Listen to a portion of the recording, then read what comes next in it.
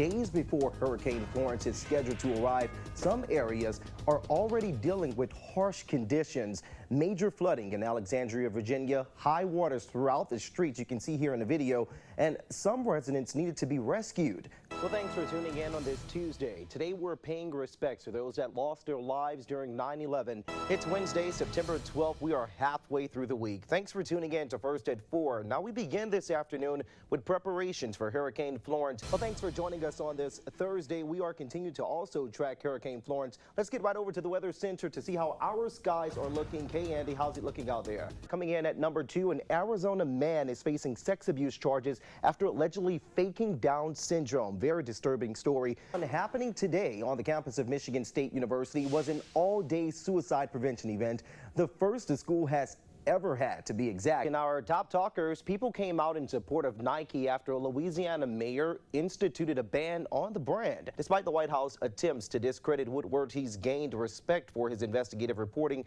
from political circles, including Trump himself. Remember that fatberg that we told you about yesterday? Well, it's not only an eyesore and big problem for the city of Detroit. Well, happy Friday. Thanks for tuning in. As they continue to track Hurricane Florence, we're going to send things right over to our weather center to see what's happening here in the skies of mid-Michigan. Hey, Andy, what can you tell us? We're taking a look at your politics. Today, we get the backstory. What went wrong in producing Fear, the new book that talks about the Trump White House. Bob Woodward sat down with Savannah on the Today Show this morning, not long after President Trump tweeted his thoughts about the book.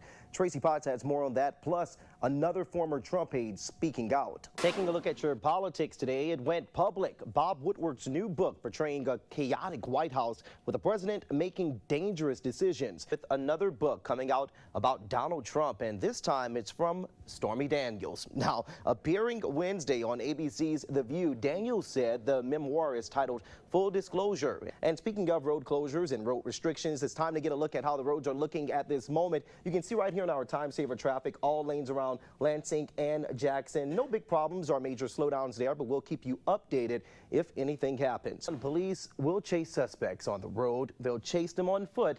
But will they chase them into the water? Well, police say after robbing a cell phone store at gunpoint with 2 other suspects, a Chicago man tried to invade police by jumping into Lake Michigan. A lot of people are on Facebook posting and asking, is fall here already? Because it's been cold outside, it's been gloomy out there. What's going on, Dustin? We talk about the eye all the time being the calmer place of the storm, but what we don't talk about is the wall of the eye. The eye wall. Yeah, President Trump says Washington is ready, but a government report is questioning his track record. 2 stories that have a lot of people talking this afternoon. You've probably seen these: adopt a street sign on a highway, where groups commit to cleaning up a stretch of road several times a year. In exchange, they get their name on a sign. Well, that's exactly what the Satanic Temple Indiana chapter did. A lot of buzz in our top talkers today. A Las Vegas woman is demanding an apology from her former employer after she says her boss put a racially insensitive picture on her desk. I like Carrie Underwood, but I want to go back to Halloween. I mean, that's one of my favorite movies. I lost track. How many are there? Do you have any idea how many? It's probably about 6 or 7. They're probably going to come out with another 5 in just a few years. It's got to be 15. Who knows? Yeah. Does the man never die? Welcome back. Many of you may agree it's easier to spend that moolah than save it. However, there's a new book out. It's Childhood Cancer Awareness Month, and one hospital in Texas has kicked it off with a pep rally in support of its Erase Kid Cancer campaign.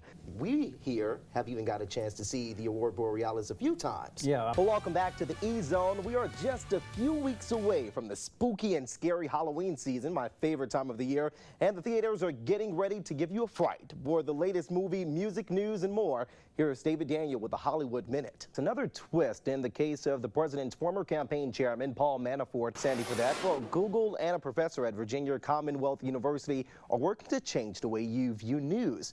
Hey Google, tell me something good. That's a new initiative started by the tech giant to combat negative news fatigue. Well, hey, welcome back. It might be disgusting, but a University of Wisconsin study examined how consuming crickets supports the growth of good bacteria and found that the bugs might even reduce inflammation. Don't know if I'm going to be trying it, but Haley Hernandez reports. Andy, would you try it out? I might try it. I don't know.